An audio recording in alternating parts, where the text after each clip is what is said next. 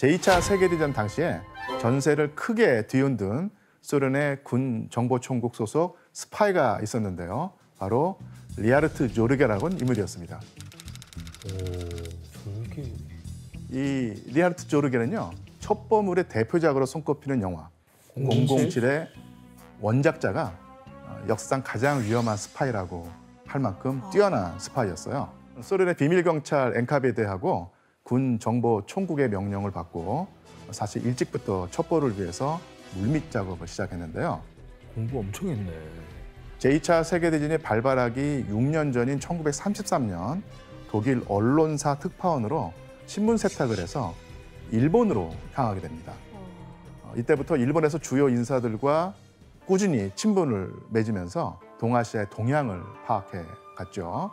특히 그 조르게는 일본 주재 독일 대사관의 장교였던 오이겐 오트 대령과 아주 절친해져서 매일 아침 식사를 함께 할 정도로 가까운 사이가 되었습니다. 심지어 조르게는 오트 대령의 아내까지 유혹을 해서 내연 관계를 맺게 됩니다. 와, 대단하다. 불륜까지 저지르면서. 조르게가 오트 대령의 신임을 얻기 위해서 공을 들인 지 5년이 지난 뒤인 1938년에 5년. 오트 대령이 독일의 일본 대사가 된 거예요. 에? 그 덕분에 조르게는 적국인 일본과 독일 양쪽의 정보에 다 접근할 수 있게 되었어요. 교수님, 오트 대령이 조르게에게 뭐 이렇게 쉽게 넘어온 이유가 따로 있나요? 바로 조르게의 가장 뛰어난 능력인 언어 재능 때문이었는데요. 말이 스파이지 그냥 사기꾼이네요. 오트 대령은 일본어를 전혀 할 줄 몰랐는데 반면 조르게는 일본어에 능통한 데다가 무려 1000권이 넘는 일본 서적을 다 독파해서 일본에 대한 아주 높은 이해도를 가지고 있었어요. 시간이 되게 많았나? 속독을 했나 봐요, 속독. 예. 그래서 조르게는 오트 대령을 여러 방면에서 도와주면서 환심을 샀죠. 대사관에서 독일로 보내는 전문까지 조르게가 오트 대령 대신에 써줬다고 합니다. 신뢰할 만하네요. 예, 결국 조르게는 오트 대령으로부터 독일 대사관의 비밀 전문을 아무런 제약 없이 열람할 수 있는 특권을 받게 되죠. 그런데 차근차근 정보를 모으고 있던 조르게는 제2차 세계대전이 일어나고 2년 뒤인 1941년에 전쟁의 판도를 바꿀 만한 엄청난 정보를 입수하게 됩니다. 판도를 바꿀 정도의 정보라고? 당시 소련은 엄청난 공경에 처해 있었죠. 1941년 6월에 히틀러가 독소 불가침 조약을 어기고 기습적으로 소련을 공격했는데 전쟁 초반 독일의 공격에 대비하지 못한 소련군이 속수무책으로 패배하고 말았던 것입니다. 그 때문에 10월에는요, 나치 독일이 소련의 수도인 모스크바 코앞까지 진격해 왔어요.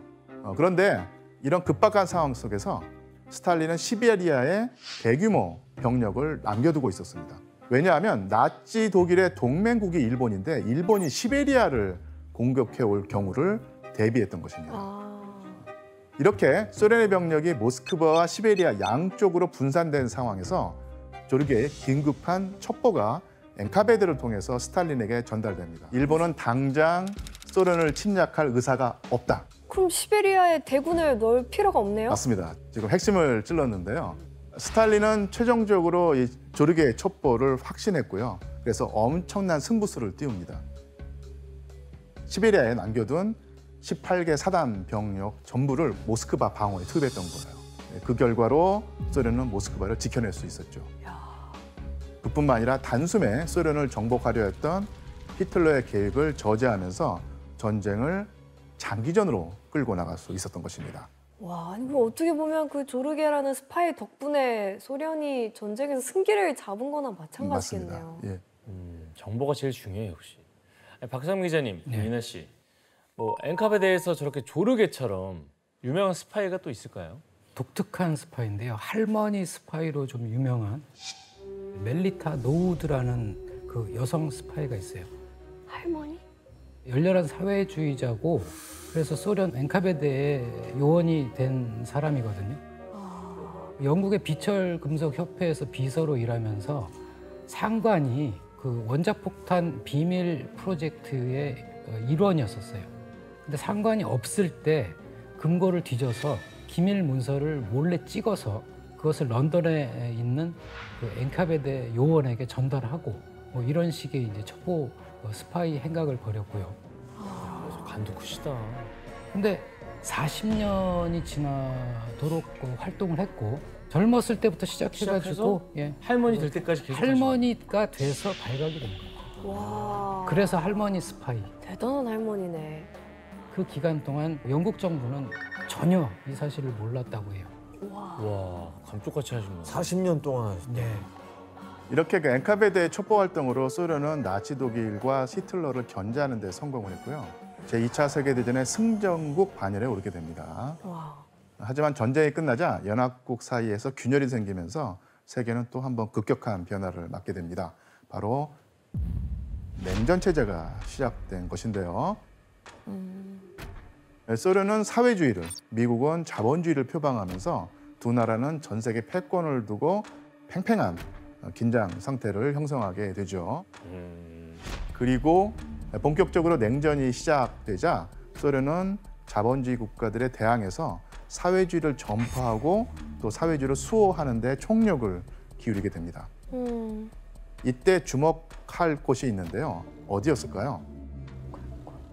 바로 동유럽이었습니다. 이에 그 자본주의 진영을 대표하는 미국과 영국이 가만 있을 리가 없었겠죠. 두 나라는 동유럽의 사회주의화를 막기 위해서 은밀한 활동을 펼쳐나갑니다. 하지만 엔카베드의 안테나로 활동한 스파이들에 가로막혀서 이 서방 측의 첩보 활동이 쉽지 않았죠. 대체 미국과 영국을 막아선 이들의 정체는 누구였을까요? 바로 희대의 스파이로 불리는 케임브리지 5인조입니다.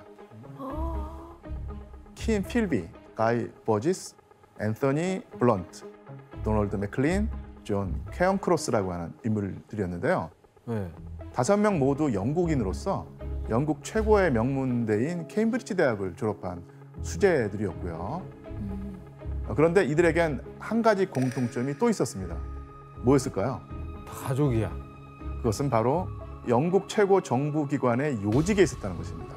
표면적으로는 영국의 첩보 요원이었지만 사실 소련의 스파이로 활동한 이중 스파이였던 것입니다. 이중 스파이? 예. 잠시만, 영국 사람들이라 하지 않았어요, 아까? 예, 영국 사람인데 영국 첩보기관에 소속돼 있는데 실제로는 소련을 위해서 정보를 빼내는 적국에서 스파이였던 것이죠. 당시 유럽에서는 사회주의에 빠져 있었던 엘리트들 많았었는데 그 중에 5명 캠브리지 대학 시절부터 사회주의 매료돼서 소련 비밀 경찰 스파이로 되었던 걸로 알고 있어요.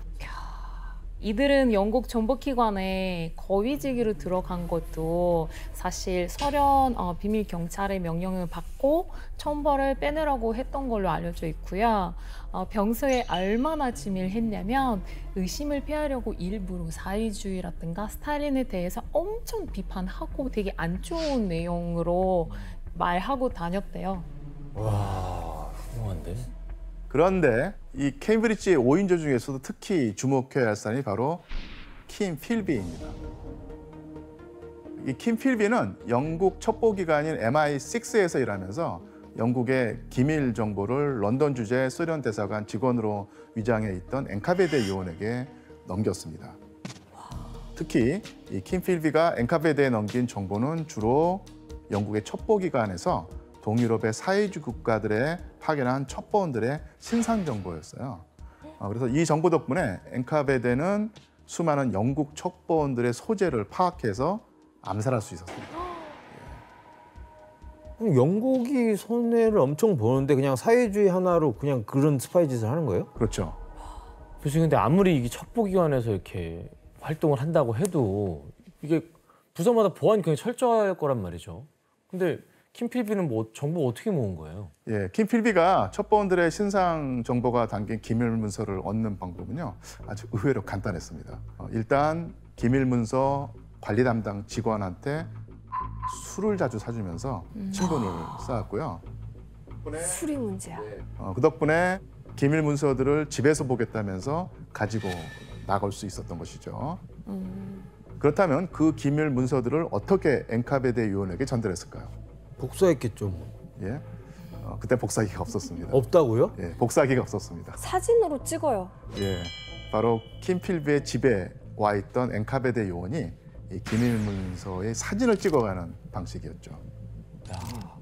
그리고 다음 날 킴필비는 아무 일도 없었다는 듯 문서들을 바로 제자리에 가져다 놨는데 이때까지만 해도 MI6의 보안이 아주 허술했기 때문에 가능했던 일이었죠. 이렇게 엔카베데가 자본주의 진영의 공작을 막아내면서 동유럽에서 사회주의 체제를 굳혀가고 있을 때 1953년에 소련 비밀경찰에 또 엄청난 변화가 찾아오는 사건이 일어납니다.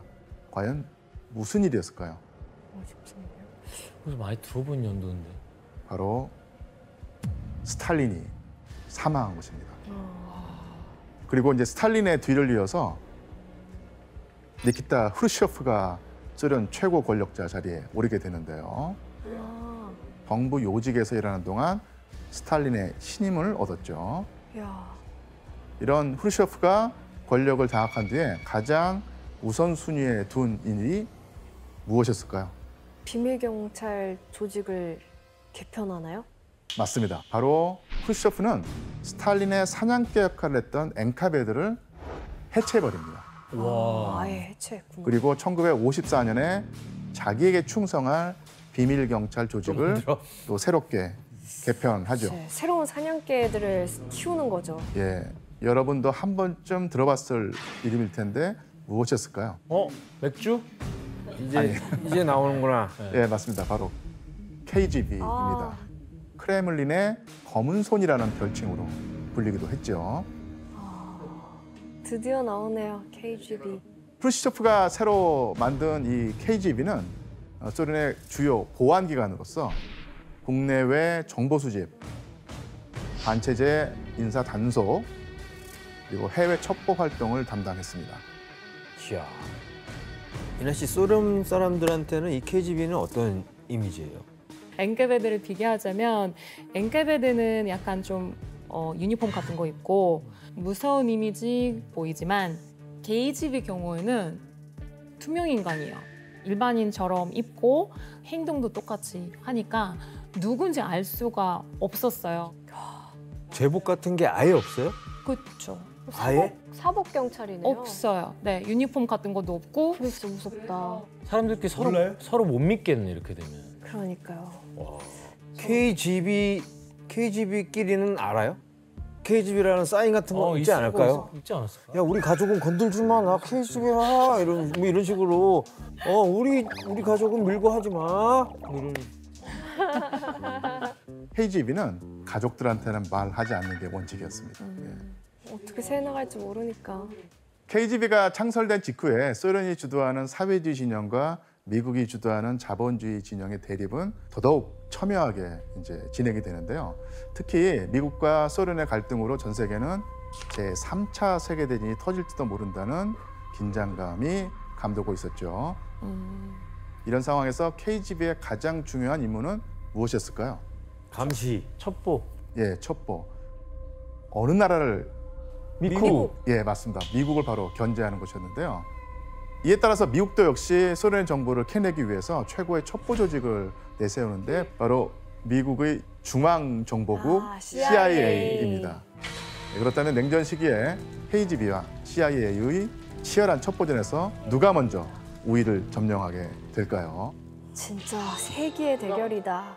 예, 냉전 시기에 KGB와 CIA는 서로의 국방력을 탐색하기 위한 공작에 가장 열을 올렸습니다.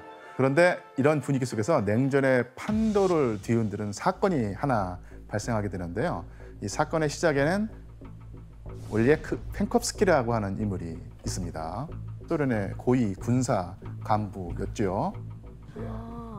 그런데 KGB가 펜콥스키의 아버지가 러시아 내전 때 반혁명 세력에 속했다는 사실을 알게 된 것이죠.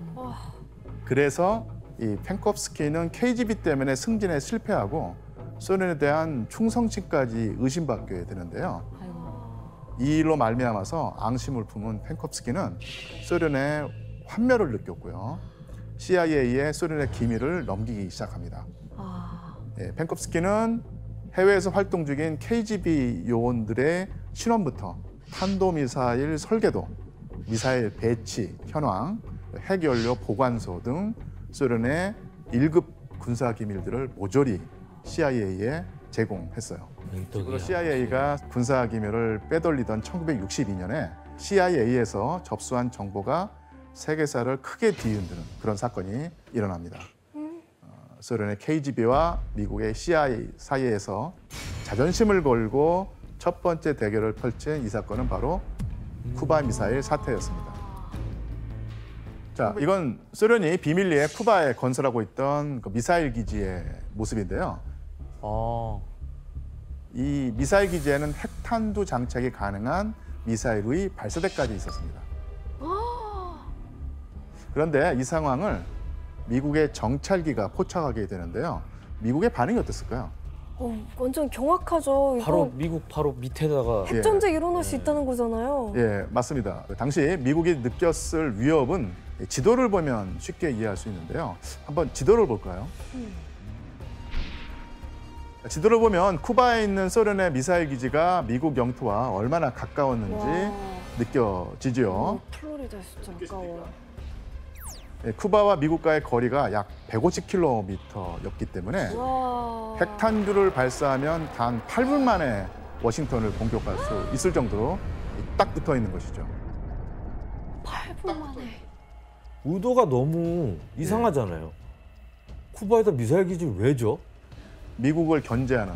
그러니까요. 너무 보이잖아요. 예. 저기서 미사일 쏘면 끝이죠, 정말. 그냥 그렇죠. 저거는 그냥 미국을 위한 기지잖아요. 그치, 미국을 겨냥한 거죠, 완전. 바로 도발 아닌가 그냥? 도발이죠. 그래서 미국은 소련이 쿠바 미사일 기지 건설을 강행한다면 아예 쿠바를 침공할 각오까지 한 상황이었어요. 야. 그래야지 뭐 어떻게 저거? 예, 그래서 미국 정부는 쿠바를 봉쇄하고 대규모의 군 병력을 소집하기까지 합니다. 예, 심지어는 핵탄두 미사일 탑재를 해놓고 비상대기 명령을 내리기도 했죠. 진짜 핵전쟁 일보 직전이야. 당시 분위기를 느낄 수 있는 사진을 한번 보겠습니다. 자, 이 사진은 어떤 상황으로 보이나요? 아니 배하고 같이 나란히 가고 있는 거야? 아니면 저 비행기를 실은 배는 비행기가 아닌 배에 것 같아요. 꽂혀 있는 거예요. 뭐. 저 배가 폭격기가 가득 담긴 상자를 싣고 쿠바 해상을 지나가는 소련 화물선입니다. 그리고 그 위에 바짝 붙어서 정찰 비행을 하는 것은 바로 미국 공군의 전투기인데요. 아 서로 다른 아 야, 그냥 바로 저게 공격할 수 정찰이에요? 있네. 저게 정찰이에요? 대놓고 저렇게 하는 게 정찰이라고? 아, 해봐 이건데? 뭐해? 이거잖아. 니네 뭐해? 이건데? 예, 소련의 공격 무기가 쿠바에 전달되지 않도록 미국 공군이 견제하는 상황이었죠. 와. 이렇게 미국과 소련이 당장 전쟁을 시작해도 이상하지 않을 상황에서 스파이였던 펜콥스키를 통해서 중요한 정보를 입수하게 됩니다. 뭐죠? 바로 쿠바 미사일 기지의 실상이었습니다. CIA가 이전까지 소련에서 개발한 미사일들이 설계한 만큼의 사정거리까지 도달하는데 성공한 적이 없다는 사실을 알게 된 것이죠. 아. 그리고 쿠바 미사일 기지에서 그 연료 공급이 원활하지 않아서 이 운용에 큰 어려움을 겪고 있다는 정보도 얻어냈습니다. 그럼 생각보다 위협적이지 않다는 거네요? 실제로는 기술력이 많이 딸렸다. 예. 펜콥스키의 정보를 바탕으로 해서 케네디는 소련과 협상을 택합니다. 그러니까 소련의 후르쇼프가 미국이 그 튀르키예에 배치해둔 중거리 미사일을 철수하면 소련도 쿠바에서 미사일 기지를 철수하겠다고 제안을 했던 것이고 받아들인 것이죠. 와. 이때 CIA가 소련의 그 미사일 전력 실상을 확보하지 못했다면 오히려 미국은 소련을 견제해서 치명적인 핵전쟁을 시작했을 수 있습니다. 와. 근데 저런 펜콥스키 같은 스파이가 아니었으면 진짜 제3차 세계대전이 일어날 수도 있었겠네요. 예, 맞습니다.